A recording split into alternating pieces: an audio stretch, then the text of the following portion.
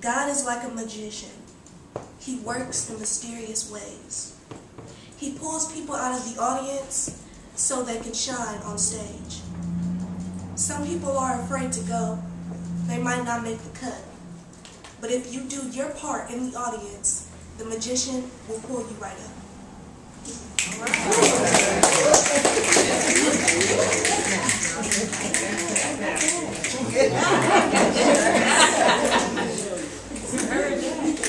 So I was kind of feeling myself. And, I kept writing just little stuff because I always seem to be mad all the time.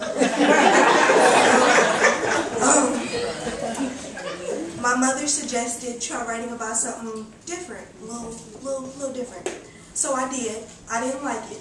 But this is a poem I wrote, and looking back on it now, I don't really like it. But the things that I wrote in the past, I never changed them. I didn't do anything to them because that would, ruin it. So I wrote this when I was 11, and I wrote it when I was 11. And it's called Night, and I don't really know what I was thinking about, but it's called Night. The sun goes down, the moon is full. Everyone is asleep, and I think that is so cool. I love the night when the stars are bright, and there are all huge planets, but they are all out of sight. It's so quiet. It's a little bit creepy. And the funny thing is, I'm not even sleepy. I just watch the sky as it turns a little pink. I even see a cloud in the sky, I think. And as the sun goes up, my face goes down. And I watch the sun come up from the ground. It can't be over. It cannot be. I get upset and it sickens me. So I go in my room and I get my box containing 3 blankets, a flashlight, and a cot. I lock every window. I shut every door. I turn on my flashlight light, and it is night once more. Good night.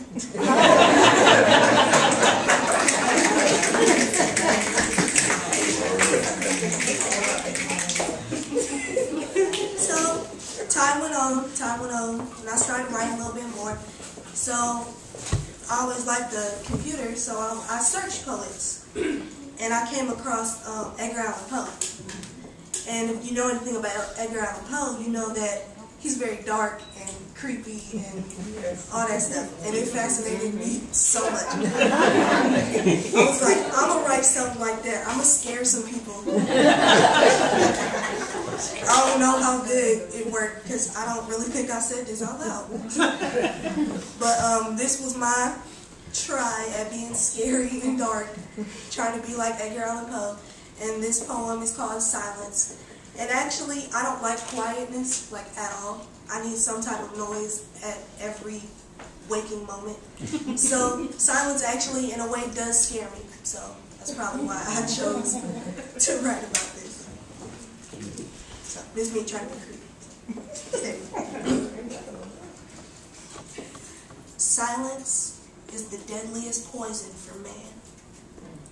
In silence, you can hear a man's shocking tales and dangerous secrets. They say it is so quiet, you can hear a mouse scream, a blood-curdling shriek far in the darkness. Peace is what we desire, but it is also what we dream. When you're home alone and hear things that were not meant to be heard, the silence will drive you mad until you're ready to hear nothing. Till the ticks on the clock sound like fireworks in your ear. And the mouse in the corner sounds like a lion ready to kill. And then you beat him to it. Now it's quiet.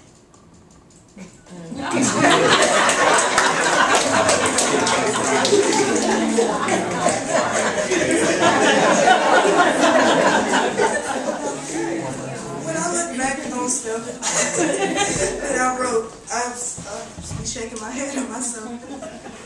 I'm 11 years old talking about love.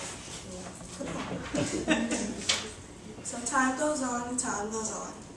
And I keep writing poetry. I think if I wasn't a poet, I think I would try acting because I'm pretty dramatic. least that's what I'm told. You know, I don't believe that. It's whatever. So this kind of like a script type of thing.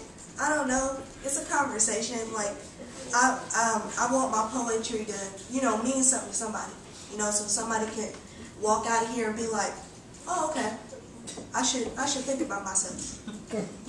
So this poem is called Conversation with God. And it is between God and a girl. God says, don't cry, little girl. Everything is okay. I am your Lord Jesus Christ, and I'll take the pain all away. Don't cry, little girl. Why do you look so sad? Oh, why are you crying so much? Who made you that mad? The girl says, it's like I'm trapped in a box, like a mine, silent. No one hears my voice. And then I do realize I do have a choice to stay in my box or to just break free. God says, what's standing in your way? She says, me. That's it. All right. So basically, that poem means there are no excuses. If you want to do something hard enough, you're going to do it. Because you are your biggest challenge.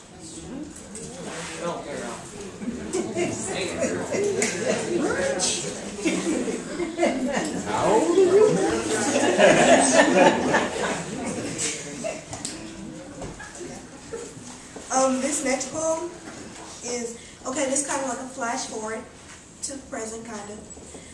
We had an English assignment, and the English assignment was to make a praise poem. Now, I was excited because that's what I do. I make poems. But I never made a praise poem because I never really thought about it. And it had to be something with nature.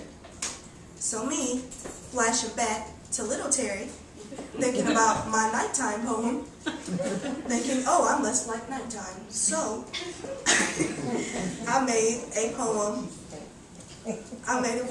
entitled My Moon, and it's a praise to the moon. Oh, and I found out I'm a Cancer, my zodiac sign, and they're a moon child, so I like it at nighttime. So this works. But this is my praise poem to the moon. My moon, how I love you, moon. My praise you have won. My beautiful nighttime sun. Silver light illuminates thee. I can stare at you for eternity. Shiny white gem that shines in the dark. Lovely shaped crescent has a place in my heart. I see why wolves howl at your glory. Only the stars in the sky can tell your story. It's a shame I have to share my lovely moon.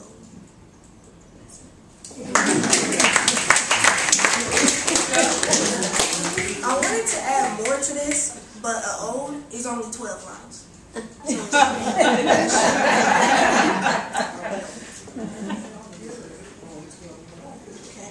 These next 3 poems all have something in common. If you know me personally,